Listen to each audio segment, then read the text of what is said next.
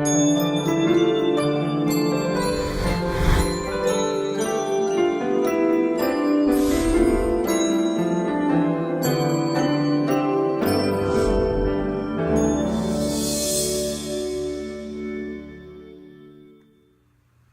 story for Chinatown, as told from iTunes, is Jack Nicholson is Private Eye Jake Gittes, living off the murky moral climate of sun-baked pre-war Southern California, hired by a beautiful socialite, Faye Dunaway, to investigate her husband's extramarital affair.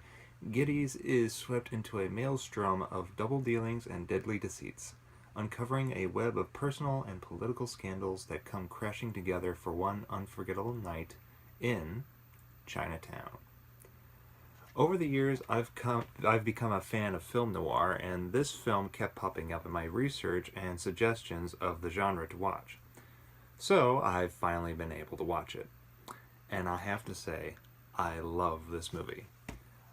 Action, design, costumes, cars, locations, and cinematography are just beautiful.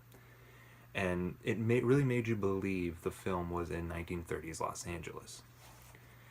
And even though it was filmed in color, it made you believe you were watching a film noir from that time period.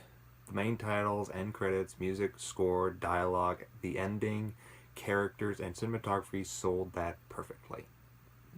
When watching this movie, one can see why this film is a classic. This film is also loosely based on the famous LA water wars that took place during the 1930s. And if one does their research on this topic, they can see how they adapted those events into this film and can see how corrupted LA was at that time. Which brings me to the end of the film. To summarize all that happened in this film, all the corruption, greed, betrayal, lust, and helplessness of the citizens, one line of this movie acts as the final button to the film that both closes the film, has a message, a dramatic impact, and a lasting impression. Forget it, Jake. It's Chinatown.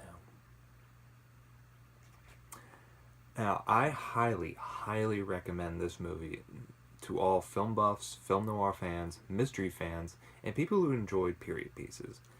To the casual film goer, I give this one a chance.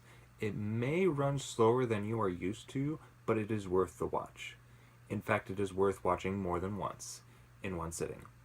After watching it once, watch it again, and you can see clues from the very beginning of the movie, and see moments foreshadowing other scenes in the movie, especially the ending. There are like 2 foreshadows that I saw that foreshadow the ending of the movie. I give this film 5 stars out of 5. My next review will be about its lesser-known sequel, The Two Jakes, which was made like 20-30 years later in the 90s, but we'll get to that. I'll see you then.